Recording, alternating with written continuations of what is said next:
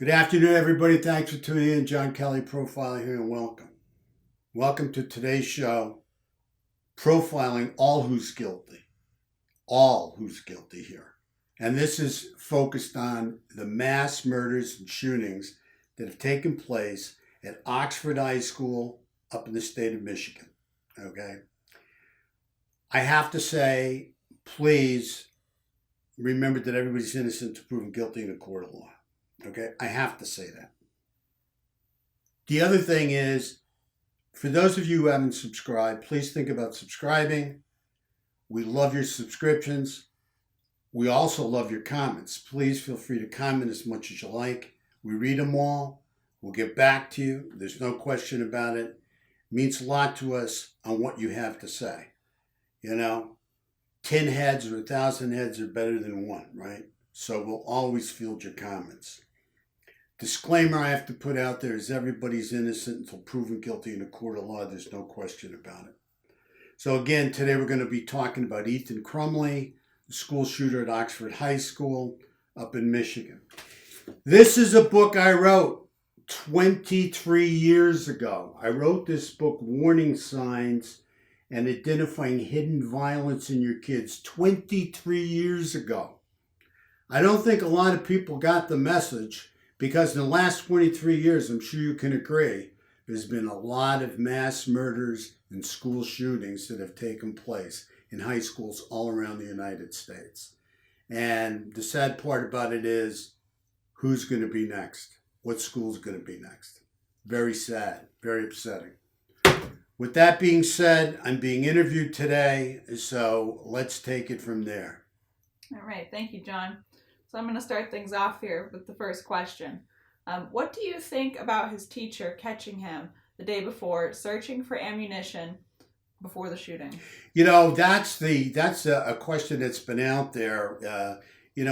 What about this? Was this a warning sign that, he's caught in school by his teacher searching the internet for ammunition? Okay? Now, what's important with this warning sign is, why would you search for ammunition?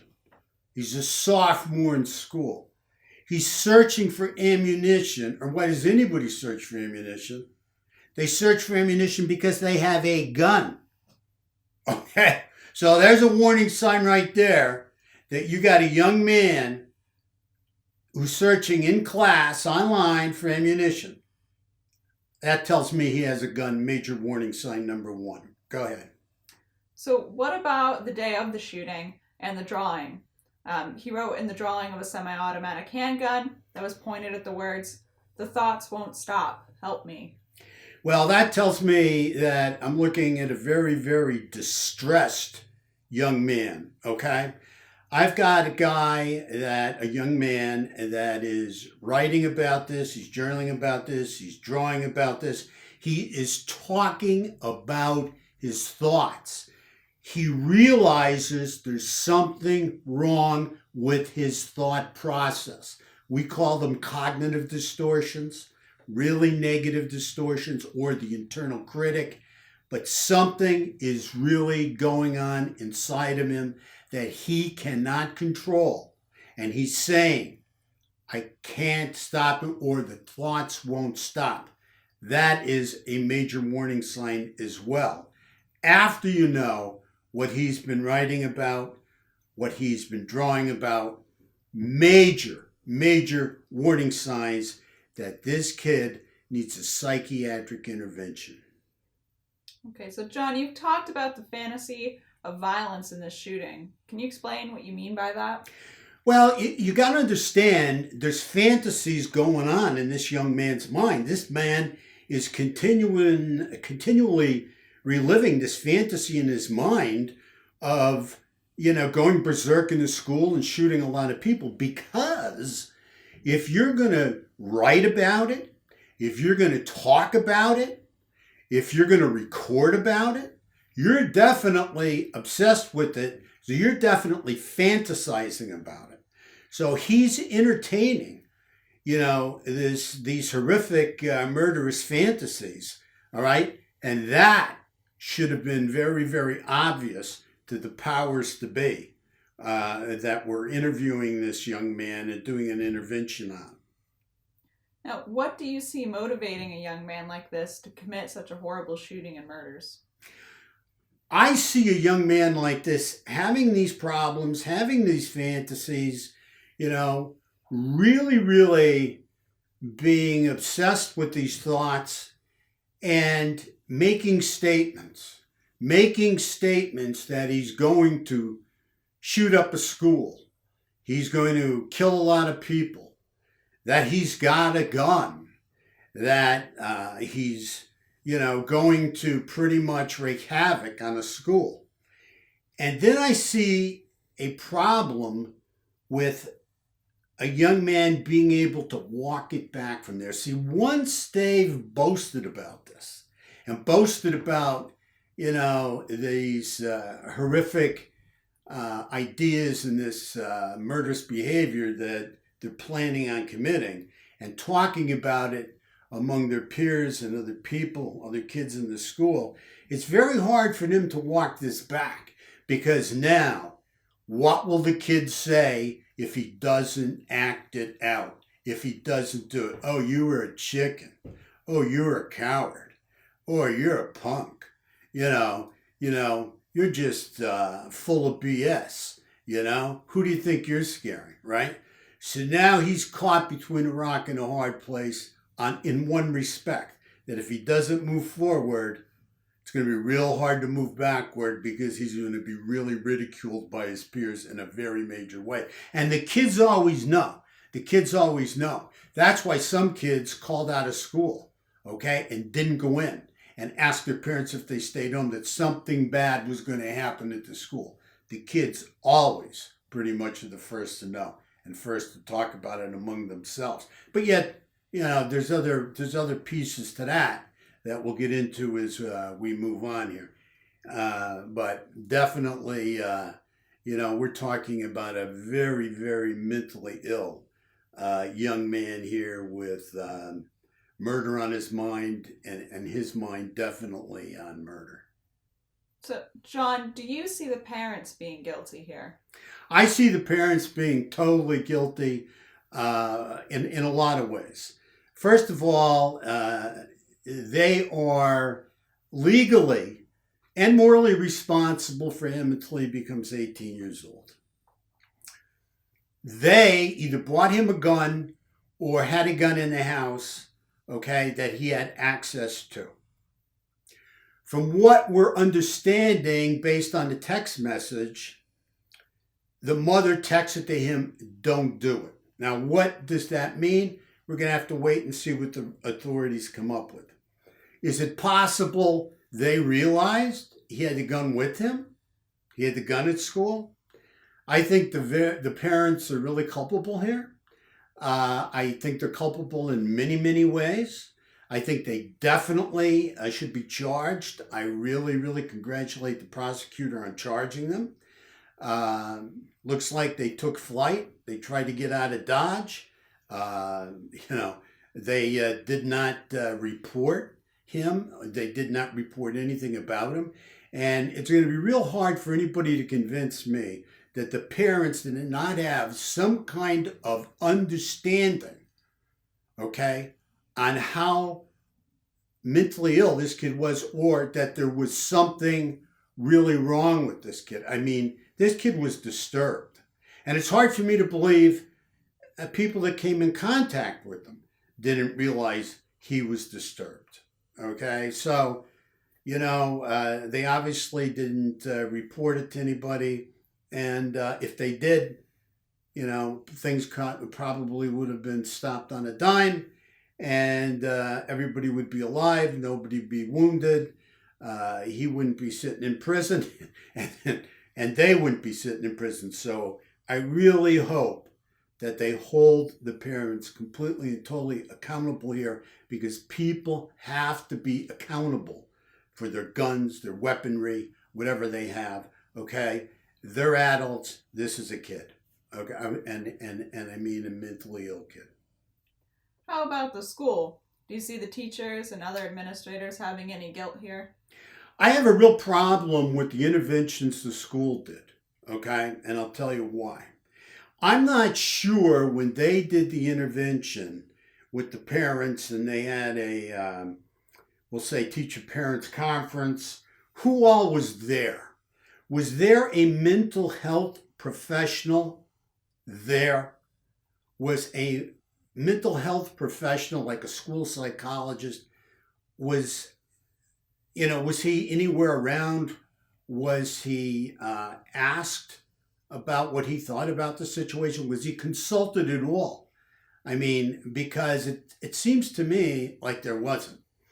And I don't know how they could do an intervention with this kind of information, the talking, the recording, the drawings, the looking for the ammunition. I don't know how parent teachers conference and getting together, even with the school administrator, could really come to a conclusion that, okay, just be a good boy and go back to class.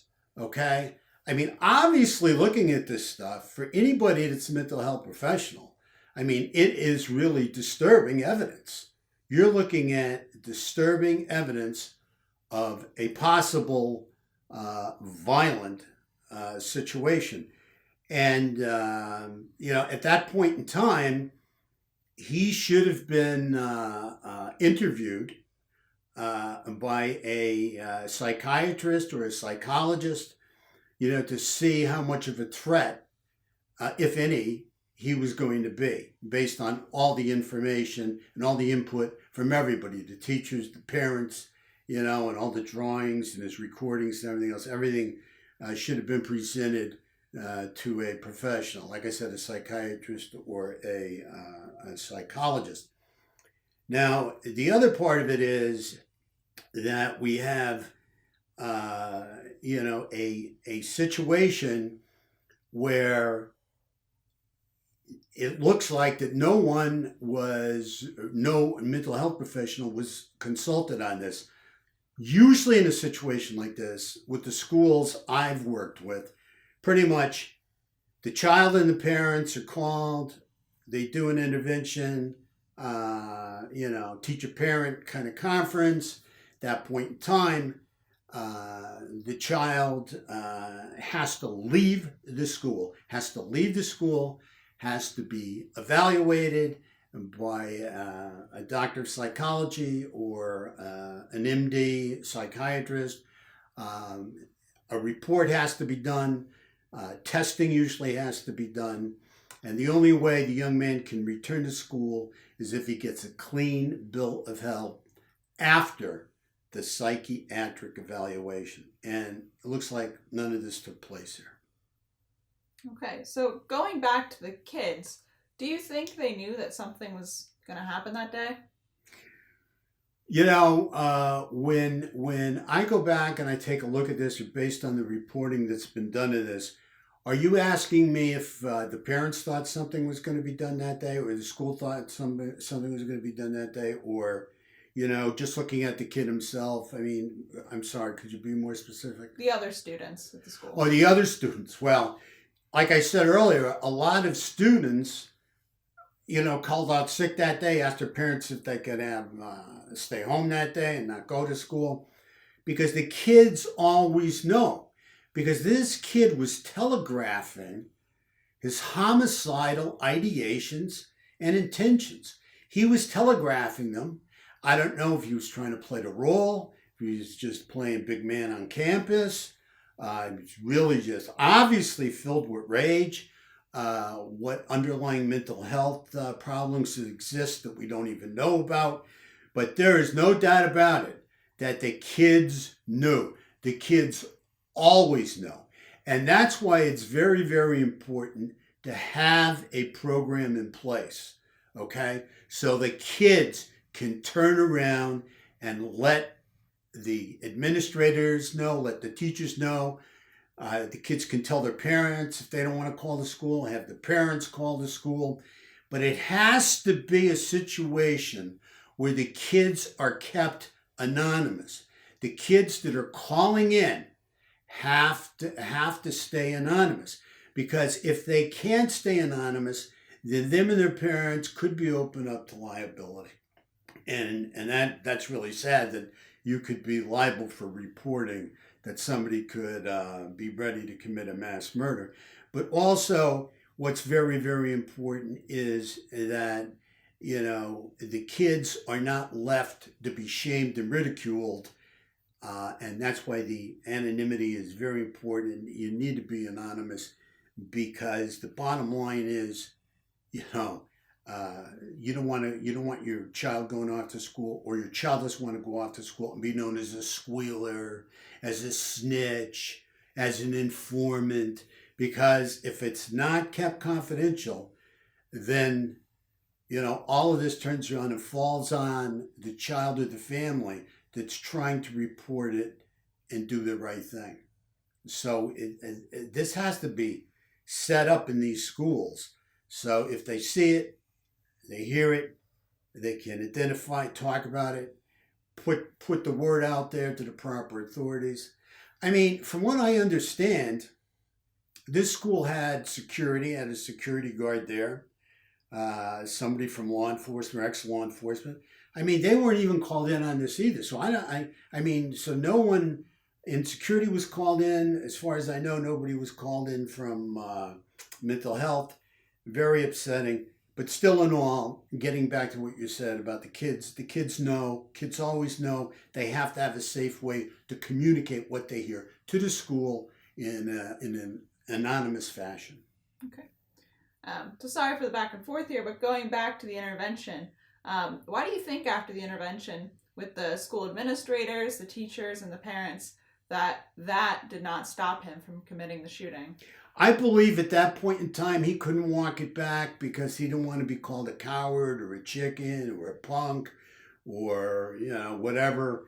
He felt he had to go through it. That's one part of it. Okay, that's just one part of it. The other part of it is the fantasy. The fantasies we know are very, very strong.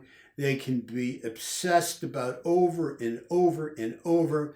We don't know what the underlying mental illness is here. Okay, we know he's homicidal.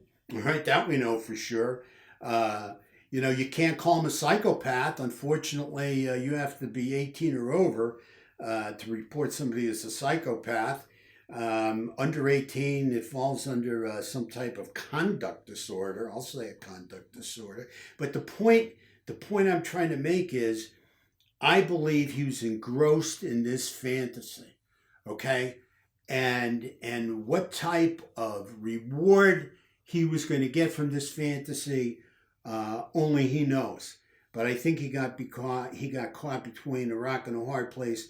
He got caught between walking it back and being ridiculed and called all kinds of chicken and coward and punk and stuff like that, versus the other part of it where he was just obsessed with doing this and getting his rage out of him. He's got all this rage built up, and it's going to become volcanic, and maybe he's looking for his 15 minutes of fame too. I don't know. We have to wait. More to be revealed. Okay. Years ago, you created a project that you thought might help schools be safer, the Cool Project. What was that about?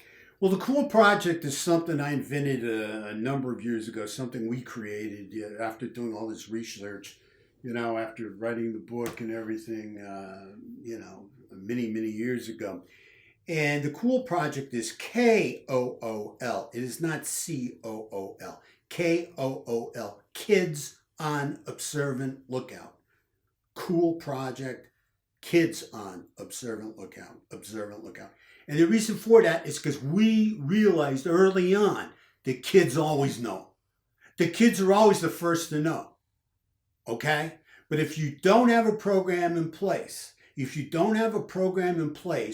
that is going to be anonymous and give these children who are willing to come forth and expose the possible mass murderer protection through anonymity and keep them anonymous, then it's almost impossible to get them to speak up, because in these days of all this litigation and liability and everything else, and plus, what about the repercussions? What about the repercussions to them and their family? Okay, so the kid, maybe he gets caught, he gets arrested, he doesn't go forward with the mass murder, but he knows now who squealed on him. So now maybe these kids become his targets. Maybe their family become his targets because they reported him. So it's very important to have a real strong project in place, to get the information from the kids who are usually the first to know, and keep it safe and confidential. All right, so final question. What would you say to sum all of this up? To sum all this up, I'd have to say, the most important thing is if you hear about it, if you see something, you've got to report it, okay? I mean, it's extremely, extremely important. That's the most important thing. That's how we have to sum all this up. It has to be reported. The littlest thing you see may not mean a lot to you and maybe a small piece to you, but the bottom line is, it could turn into a catastrophic explosion of murder and violence. So it's better off to get it reported and get it intervened on and deal with it from there. So if you see it, if you hear it, report it. So anyway, I don't know. I guess you have anything else? No? Okay. All right, fine. Bottom line is, thank you all for tuning in today. Thank you for all your time. Thank you for all your comments. Please subscribe. We can't thank you enough. Again, our condolences and sympathies go out to all the children that were killed and their families, and all the children that were wounded and their families, and the teachers that were wounded and their families, to the whole area, to the school. We know they're under a lot of this has traumatized the whole area out there, and we really send our deepest sorrows and condolences. All I can say is please try and take care of yourself, stay safe, make it a good day, and God bless. Thank you.